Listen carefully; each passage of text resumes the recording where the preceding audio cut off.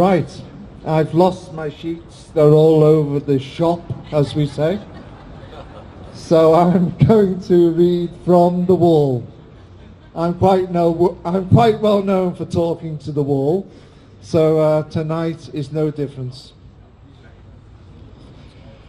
The mountains, and the mountains can say a lot to us, good and bad.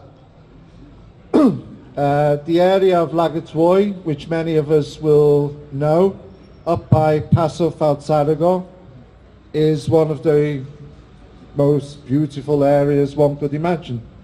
But it also has a history which is as terrible as anyone could imagine.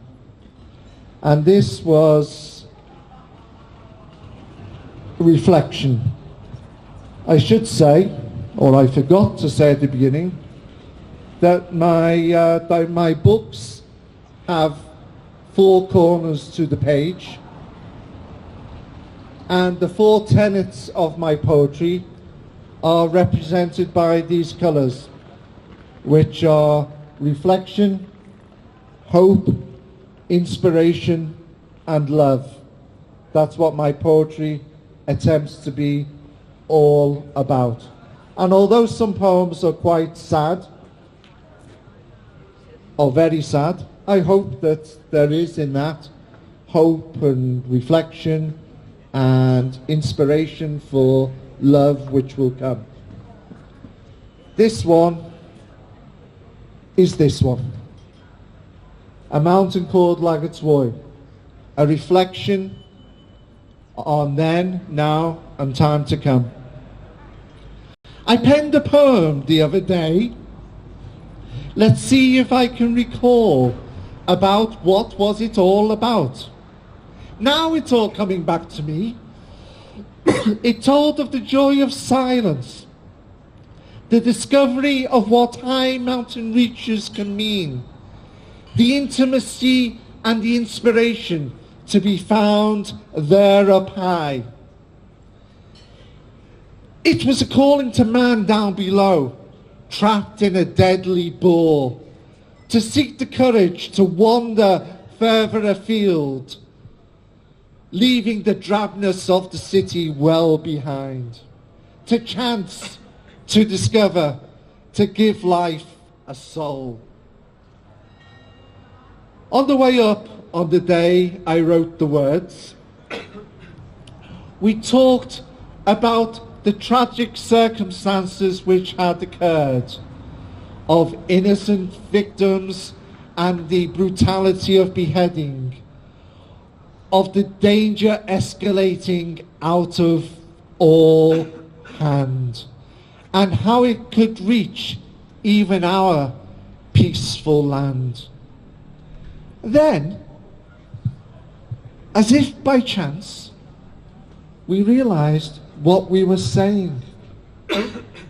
For little time ago, a question of 10 decades and no more, here, on the very ground we trod, a hostility of unseen dimension had claimed the lives of young and tender boys, forced up high by the ruling classes that were. Led to slaughter is putting it rather mild. Such was the horror and end they went smilingly to meet.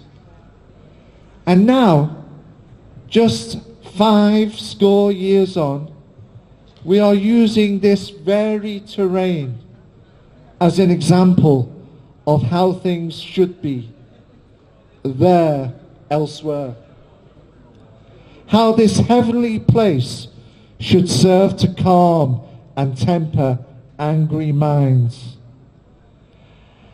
And yet, when I go real deep down in my mind, I dread to think what a poet will be obliged to write in just a flash of a century from this very day. Will he tell of tales of woe, or will there be a beaming light shining around? As for the little self that I am,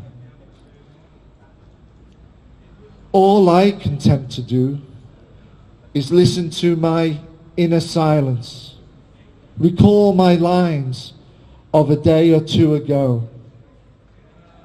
The lines were, I had never been spoken to in such an intimate manner, clarity and meaning waving and entering my very soul, using them as a force for what I conceive as the greater good, realizing that nature and nature alone can be our Savior, praying the Lord to have his way and lead one and all safely to another day. Thank you.